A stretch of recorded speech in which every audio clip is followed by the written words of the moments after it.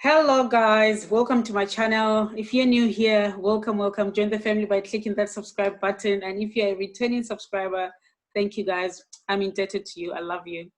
Welcome. So today we have a special guest and I will let her introduce herself. Hi everyone, I'm Kristy Manners. I'm a Paediatric and women's health dietitian, breastfeeding counsellor, ex-AMBO, and friend to Mahadi. Yes, that's right. So I asked Kristy to come because I want us to talk about a few things, but generally your health, how to keep ourselves healthy here. You know, your girls got. I'm looking out for you guys. New moms and everything. So Kristy, does a lot of work with moms. She's done a lot of work outside the country as well. That she's gonna tell us a little bit more about. But so this is a new setup, as you can see, because this corona now, it's here, so we're trying to keep safe. So I'm staying in my house, she's staying in her house.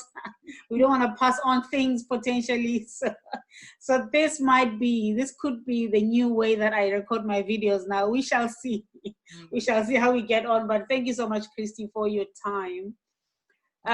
So I know you've done some work overseas in Kenya, I think in particular, or other countries as well. What were you doing there?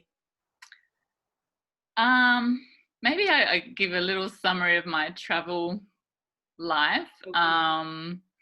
Because I think that all sort of adds up to where I am now. My parents were missionaries in Pakistan when I was 8.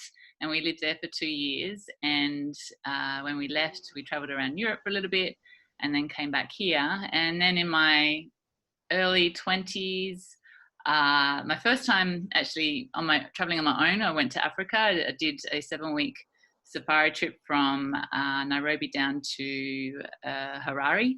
And wow. Was it just curiosity? Were you just curious about Africa, or why Africa? Yeah, I mean, I think... I think the whole sort of, from living in Pakistan, I had always wanted to be a doctor. Just that humanitarian side of me, I think was born then. And I can't remember why specifically I went to Africa. Like I just read many books and novels and things, and I've just been always a bit of a free spirit and backpacked around the world on my own. And so that was sort of my first big trip, I think, when I was like maybe 21. So my mum was a little bit concerned. Yeah, I would be. So that was basically from high school, just always trying to get into medicine, always wanting to, writing lots of letters to try and be a volunteer and do various things. And when I was, I don't know, mid-20s, late 20s, I'd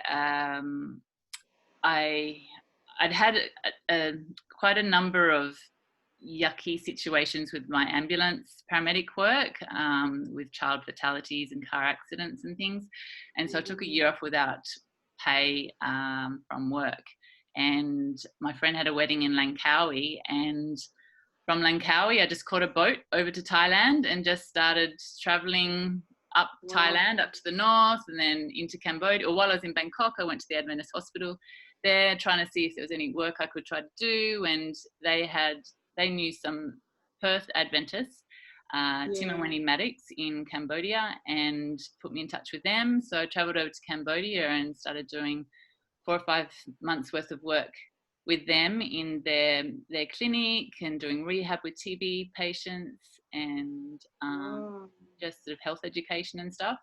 And that was just a very, like, a life-changing moment for me, and a lot of self-reflection, and like I said, was dealing with the other things from my paramedic work. So it was just a very it was a spiritual journey too, and made me decide then to become a dietitian. I'd always had an interest in nutrition.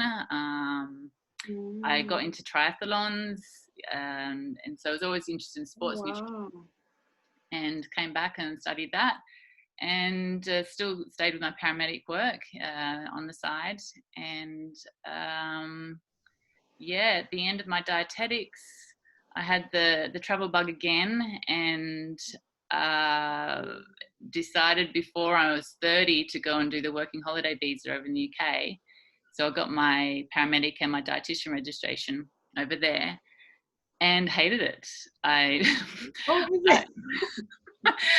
I hated the cold, I hated the weather, the food. Oh, yeah, I was about to ask what did you hate? And I had some friends in Italy, and so I went over there and was like, you know what, I'd much prefer lifestyle over career, and started teaching English in Italy for the next 4 years. And then met my ex-fiance, Italian guy, so I had a little bit of a romance there for a bit. Oh, And wow. You know, they say Italy is the city of love. Or is that France? yeah, well, the Mediterranean, the Latinos. Yeah. And so while I was there, a lot of issues with my visa and work, and us Australians can travel the world, but not necessarily work everywhere. And yeah, so I decided to do my master's in international health through Curtin as a distance ed student. So that at least I was doing something, even if I wasn't working so much. And with that, there was an opportunity to do, like for my thesis, I don't know how it worked out. I honestly can't remember now, but I know that just God opened up a door, because I somehow was able to get an internship with the World Health Organization in Albania for the next 6 months. And while I was there, I was around a lot of Swiss colleagues who knew a lot. I mean, Switzerland has a lot of NGOs, a lot of organizations related to humanitarian work. And there was a Christian one called Med-Air that didn't require a lot of experience, even though I'd done a little bit in Cambodia. Like, it's sort of always trying to get your foot in the door. And yeah, they didn't really require a lot of experience, don't get money. Like, it was like 12 months of like a stipend, like, you know, sort of surviving off nothing really. But that was my entry point, because after those 6 months in Albania, the famine in Somalia had really peaked. And because I was, and my fiance and I had broken up, so it was sort of like this, well, I'm single, and I don't mind a little bit of risk and adrenaline in my life. Yeah, so I went to Somalia for the next 6 months with Med-Air, and was sort of like 6 weeks in Somalia and then 1 week back in Nairobi in Kenya.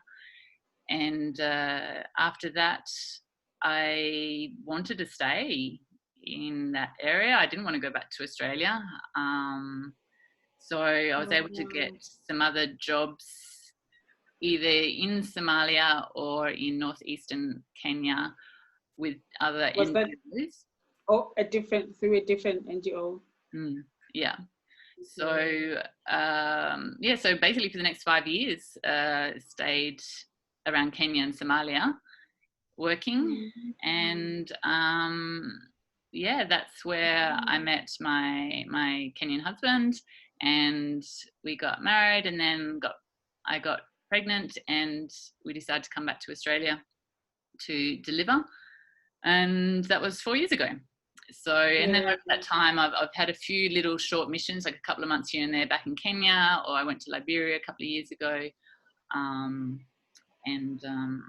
Yeah, so yeah, I'm sort of ready to go back to Kenya. And that sort of life, but we'll see. Yeah, it sounds like that part of the world really resonated with you. Yeah, and I think, I mean, I was sort of, when I was pregnant and to come home, I was ready to leave Somalia and Kenya. But I think it was just because of the season that it was in. And I'm glad I came home, so I was around my mum and having all that sort of family support with a newborn baby. But after recently just going back to Kenya for holidays, I think I miss the energy. There's, the music, the dancing, the energy. People. There's obviously other frustrations. Every country's got its pros and cons. It's got its own, yeah. But I think I've always struggled a little bit to sort of, like, if I'm not a humanitarian, what's my purpose in life? And I've always sort of so I've felt a little bit of a, like, okay, I'm in Perth, so how can I help people? How can I, like, I feel like there's always been part of my heart's desire. So when I'm not doing it, it often is a bit of a struggle for me to go, like, what is God really wanting me to do? And it sounds to me like that is what your calling is, because that's the thing that you most feel the desire to do, and when you're not doing it, you feel like you're not truly living your purpose in life. And I think because I'm not doing paramedic work anymore as well, if I was doing paramedic work here, maybe I would at least feel like I'm helping people, I'm helping to make them feel better. But it's not that I'm not doing that in a dietetics capacity, but it's not as evident, because you can physically really help someone when they're trying to breathe, or CPR, or they've got a cut or something like that. Yeah. So what were you doing when you were in Kenya and Somalia? What kind of work were you doing? How were you helping them? So most of my job titles were like nutrition or health program manager or nutrition advisor or nutrition, basically. And the focus was always on pregnant lactating women and under 5-year-old children. And like with sort of health promotion, but also on the clinical side, because I was also helping to set up malnutrition feeding centres for the really sick kids, and supervising and training nurses and doctors on various things with infant feeding and health related issues. So it was sort of, I suppose, a bit like a supervisory managerial role. It wasn't as clinical as what I'm more of a hands-on person. But it was still very rewarding, and obviously very much appreciate. I think now that I'm a mother, I very much appreciate what those women, I mean, not that I wasn't appreciating and being empathetic to the women in places I worked, but you just have a different viewpoint about pregnancy and breastfeeding and motherhood. And I think that's what I sort of say in my business as well. Like I was this non-mother, like this single person at the time, telling mother just to eat healthy or eat more vitamin A foods, or she's walked 200 kilometers with a child on her back to get water or go to a medical clinic, and she hasn't got the support about if she's got a tongue tie or a latching issue with breastfeeding, or all these other issues that women talk about here. I suppose was just like breastfeeding's natural, eating healthy, you just need to be foods, and like I said, a different level of empathy after So now we are in this season of the world is panicking, there's so much. And actually, when you mentioned Italy, I started to think, do you still know people there? Do you do you have friends there that are affected by the coronavirus?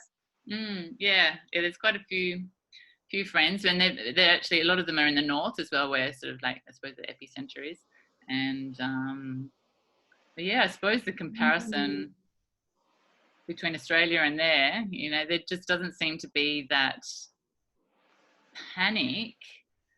Like, we're fighting over toilet paper. And there doesn't seem to be panic where in Italy. Well, panic in the sense of, like fighting and trying to like stockpile Oh, food, and like this just seemed like, from everyone, it just seems to me, obviously there's a lot of concern, but there's just this like nearly like head down, butt up. You're in the trenches now. You just gotta put up with it. yeah. And then you see Get on with it. Yeah. you see all these Yeah. lovely videos of people singing from their balconies, and yeah, Oh, it's just people like surviving, making the best of the difficult times. yeah. So yeah, it's obviously going to have a huge impact on them economically. I mean, they've already been struggling from the 2008 economic crisis that they went through The as well. difficult one. So yeah, I just thought you just share with us something, because I know, like, we've been hearing, like, we need to keep our hands, wash our hands, and regularly, when you sneeze, cover your mouth, and there's a whole list. And then of course there's pardon me, there's improving our immune system, to try and combat this, and to try and keep ourselves safe. So that's where you come in, and of course, in your specialized area, but I feel we all gonna benefit from it. So what would you say? What do we need to do? What do moms that are breastfeeding need to do? What sorts of things do we need to be eating to try and improve our immune system? I mean, obviously it depends on what access you have to food, and what type of food's on the shelf. Yeah, that's true. And also, just like, if you are in quarantine or being in lockdown, like, what food can actually store well, and I mean, the standards of rice and pasta and canned beans and vegetables and things, I think are important to do. I think because of the longevity, or this unknown of how long people are going to be inside, that's where I think you really need to look at dried foods and frozen foods. And I think, for frozen fruits and vegetables, which in their natural form, have a lot of vitamin C, and antioxidants and things to help with our immune system. I think that they're good products to have stored up in your freezer. Frozen veg. Frozen veg and fruit. Like your berries and other things. So that you at least, once fresh fruit might finish, if you still have to be at home, you're at least able to still have those things, which are, like I said, high in vitamin C and antioxidants. So I think from a practical point of view, they're sort of the things I'd be looking at. I think in general, dietitians are not ones to necessarily promote a lot of supplements. It's very, very much about the diet and variety and fresh and organic and all those sort of things. But during pregnancy and breastfeeding, when the needs for certain nutrients are so high, there are obviously specific certain nutrients that you probably want to pay special attention to. Like iron is, a very common one. But I sort of wanted to concentrate maybe a little bit on some of the ones related to the immune system. And I mean, you always hear about vitamin C and zinc, which I think for colds and flus and all those type of things. And I think in this period, it's good to be taking them habitually. There's not much evidence for them reducing the severity and the duration if you start taking it once you've got it, if you know what I mean. So by actually preparing your body and making sure you're taking them beforehand in sort of in some ways significant doses, like with vitamin C, more than 200 milligrams a day. Some of the research has shown that it can help to reduce some of that severity and the duration of a cold. Things like zinc, which you can't really store for very long in your body, so that's why, again, it's good to be habitually having it, because you can't just take it once in a big dose and then that's it. So, and zinc, especially with kids, and I suppose what I've dealt with in the humanitarian setting, is really important for the immune system, but also in getting over, particularly in when kids have diarrhea. So like when you take the oral rehydration fluids and stuff, like I'm not sure if they do it here, but definitely like in places like Somalia and whatever, they'd always have zinc inside of them as well, because it's shown to help reduce the duration of the diarrhea, and again, just really helpful within your immune system. So those two vitamins and minerals, I think, are important on it, maybe like on a daily sort of advice, but particularly for now, like just to make sure, prevention is better than cure. I wouldn't normally say take it all the time, but we're sort of in strange times. But also another thing, another vitamin, vitamin A, in developed countries, we don't often recommend vitamin A supplements for pregnant and lactating women. It's often seen as a deficiency in third world countries, and vitamin A, like with night blindness during pregnancy, and again, like reduced immunity.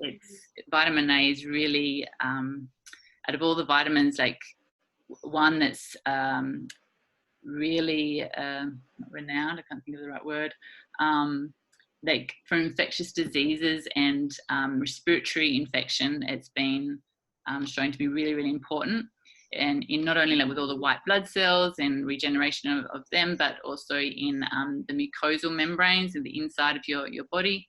So you think about the throat and some of the things that we can catch in the back of our throats, and just keeping that mucosal lining really healthy. So I think what's really interesting about vitamin A in the pregnant and lactating period is that despite developed countries not actively using it or saying that women are deficient in vitamin A, there's been a few studies in Netherlands on women of childbearing age. They weren't pregnant or breastfeeding, but they were childbearing age, showing that those of those women who didn't regularly consume vitamin A rich sources, like food sources, and some of the richest sources are liver, like organ meats. Of those, 70% of them are there vegetarian alternatives? Vitamin A. It's the absorption or the bioavailability of it from plant sources is very poor. So you could eat a lot of carrots and a lot of other sort of food sources, but it has to convert to an active form, and so it's not as bioavailable as your animal products. And 70% of those women were not meeting their recommended daily intake of vitamin A. And now that's in a developed country. It's in a place with access to a lot of vitamin A rich foods. And I thought that sort of study in particular is quite interesting, because pregnant women are so scared of having liver or vitamin A supplements because it can cause birth defects, and there's a toxicity it can cause, high levels can cause some dangerous effects. But that toxicity is from the synthetic form. So the vitamin A that you would take as a supplement in a certain synthetic form. But natural food sources, coming from liver, coming from some of these organ meats and some seafood and butter and ghee, are not. They don't have that effect. Now, obviously, everything's in balance. It's not like you go out and eat like 3 livers in a week, which, you know, I don't think anyone could do. But I just think it's a really interesting thing, because it's such an important vitamin for the baby, for the brain and eye development, but for the immune system. And when in the 3rd trimester, sorry, I'm going to go off on a bit of a tangent here, because I think it's quite an interesting vitamin. In the 3rd trimester, student. in the 3rd trimester, like, the body puts down a lot of reserves and tries to store this vitamin A because of all the things that are going on in the baby and the brain and eye development and the immune system. And when they're born, how the mum transfers vitamin A to the baby through breast milk, it actually increases 60 times more during breastfeeding. So you can see that the baby it's such an, obviously the body recognizes how important it is to get it to the baby. And it's incredible how we've been created, I think. Yeah, exactly. So so like I said, vitamin A mainly comes from animal sources, and liver and egg yolks and things like that. They're sort of some of the highest sources of vitamin A, and also like with vitamin D, which is another one that I was going to also mention too, with the immune system, because low levels of vitamin D have also been linked to a higher risk of respiratory tract infections. So bronchitis or colds or sort of respiratory infections. And in recent years, it's become a recommendation that pregnant and breastfeeding mums have vitamin D supplements, and that also newborns also have. So it's not enough to be in the sun. No, and I saw this graph. It was in America, but you know how you got the latitudes, like 10 degrees latitude, 20 degrees latitude, or like as you go away from the equator. They had this picture of people below the 30-degree latitude. So I can't remember where it was in America, but in Australia, it was like from Bunbury in WA and Melbourne and like Tasmania and all those sort of places below do not get enough vitamin D. Wow. From, I can't remember now the specifics of the study now, but like whether it was saying those people, even if they got 10 minutes, they'd have to stay outside all day or something to that effect. They still wouldn't get enough. Yeah, and vitamin D, the main way to get vitamin D into our body is from sunlight. It's very poorly absorbed through food or small quantities in food. And coming from Australia, where it's sort of slip, slop, slap, stay out of the sun, cover up, all those sort of things. We're seeing more and more people are becoming vitamin D deficient. And you add on that also darker skin people, Africans or Asians. We don't absorb it as much. We don't, linked to depression, linked to poor immunity, all those different things. And we're not, because the studies they've done on supplementing with vitamin D with a pregnant lactating woman, they are sort of saying around 1,000, 2,000 international units per day to have as a supplement. But it's still not enough to be passing on to the baby, so that they then don't need vitamin D supplementation. So they're looking Wow. more and more at nearly 4,000 units of vitamin D to be able to get it over to the baby, because it's the stores in us are just not enough, you know, with all the things that we're going through from pregnancy and breastfeeding. Yeah, and I think that that's also an interesting topic for me as well, is the conversation about the baby's like a leech. It will take everything it needs from the mother. So what you eat is not important. And I sort of more and more am disagreeing with that argument, because yes, our breast milk will do everything it can to get all the nutrients that the baby requires. But you know, you think of a malnourished mother. I mean, she can still produce things for her child, but there's still, obviously, you can't get blood out of a stone. And, if the mother is not healthy, doesn't have the stores, doesn't have the reserves, then on top of that, she has you know, postpartum hemorrhage or something during delivery, some issues. And then is unable to eat right for various reasons. It could be economically, it could be from disease, it could be from various things. It can impact the child. It's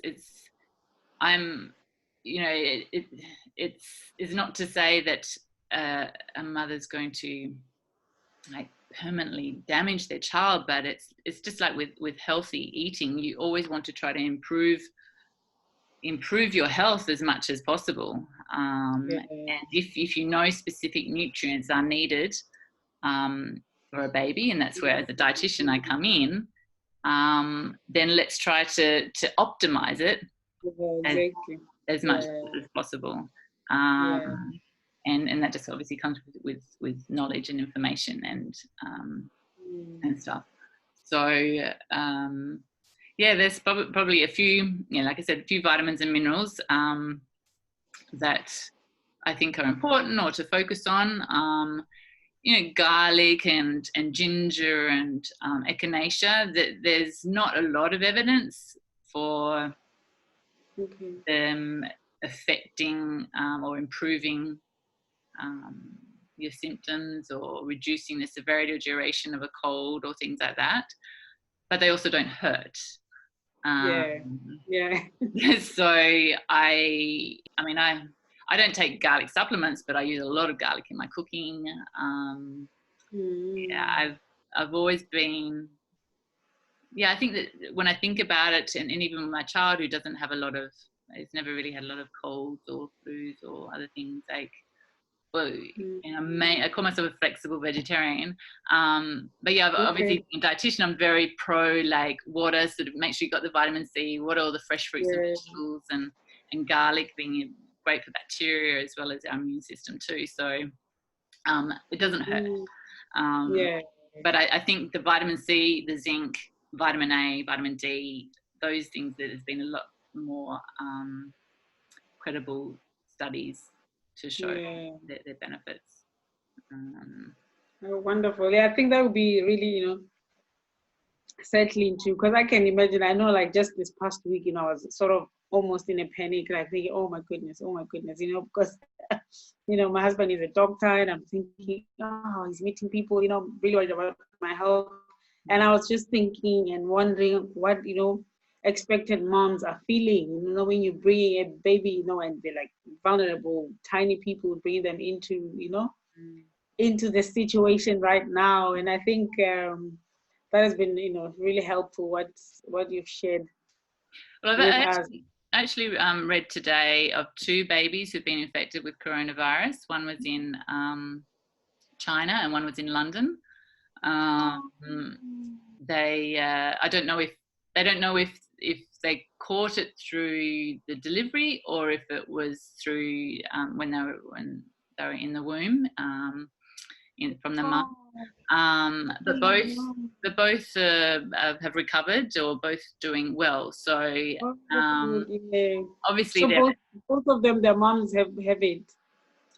Yeah. Yes. Yeah. From what I read. But even though they're vulnerable, they seem to have recovered. So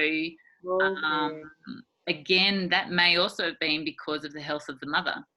Yeah. You know, maybe those vitamin A reserves might be, you know, so maybe if they're in a different situation, maybe with a malnourished mum in Somalia or somewhere, you know, like it might be a different situation. Who knows? It's obviously still early to tell about transmission and who's more likely to get it. We obviously have to follow the orders of the government as well in terms of isolation and good hand washing and prevention too.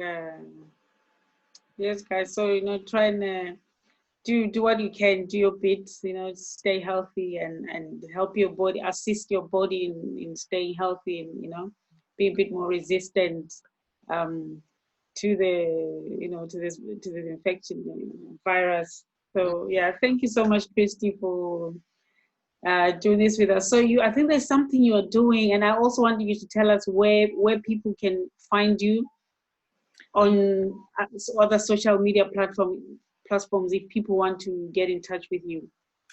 Yeah, so I'm since my delivery, I've been a lot more passionate about the postnatal period and the effect on mums.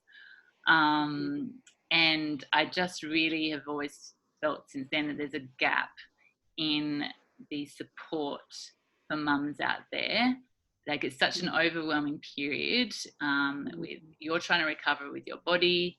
You've got, a wound. You've got pelvic floor issues. You're trying to breastfeed. You're trying to sleep, or all those different things going on. Plus, nutritionally, your body's been depleted.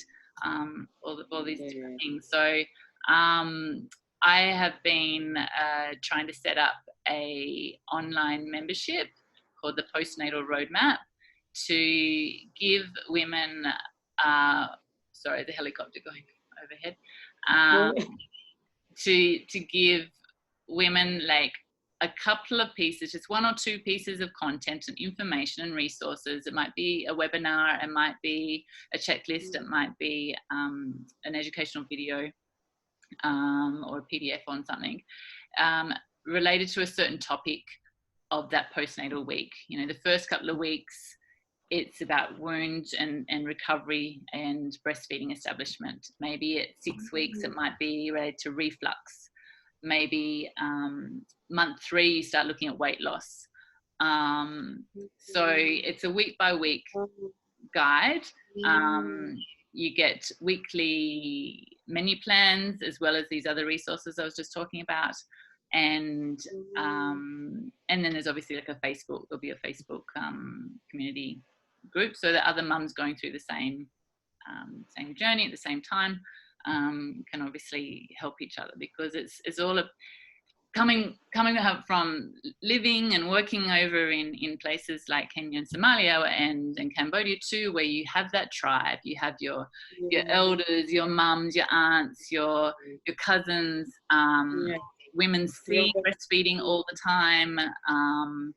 They have help, people to cook for you. Like in Somalia, you do not leave the house for 40 days. You do not touch anything. You just like how we miss those traditions, because we have something similar as well. Like I think for us, it's 30, 60, no, 3 months. 3 months. You are just back in the villages. Not in the cities, but back in the villages. You stay in the hut there. You don't come out. You stay there until you've recovered. Exactly. And that's when the women are getting these bone broths and the organ meats and the things that are high in collagen and glycine to help with their recovery, and eggs, and hot warm soups, and we've just lost it in this Western world. Let alone the fact that we've got to go back to work. where 2 incomes are needed. We don't have house help. We don't have a nanny.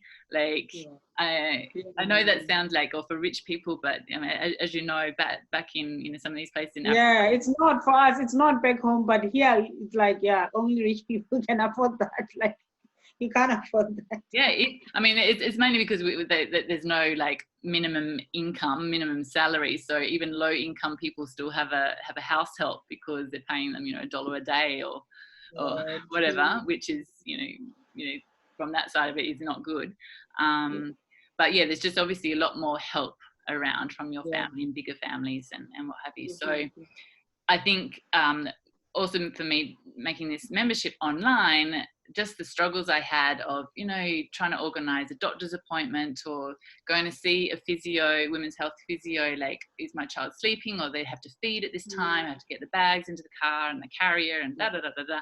Like, just having an online service that someone can access 24/7 while they're breastfeeding at 3 o'clock in the morning is I suppose where I'm heading. So I'm basically, that's the membership, and I'm basically now at a stage where I'm looking for beta testers or pilot testers. So if anyone knows any 3rd trimester pregnant women who are about to give birth, then I'd love them to get in touch. I'll give you the link that you can put on your YouTube channel. That's sort of what I'm really, I suppose, really passionate and excited about. But yeah, my business name is Growth Spectrum. You can follow me on Facebook under Growth Spectrum. Still a little bit confusing with my business branding, but on my Instagram, I've now changed the name to Postnatal Roadmap. That's on Instagram, and but the actual membership is called Postnatal Roadmap. All right. Thank you so much, Kristy. It's been good having you, and thank you for sparing your time to come here and you know, inform us and enlighten us. Guys, thank you for watching, and I hope you found this helpful. Leave us a comment below, and Kristy's contacts there'll be a link in the description box below to get in touch, to join the group and benefit from this. You know, I think such a brilliant initiative. I wish I had something like that, you know, when I was a young mom, like, well, I'm still young, when my kids were young.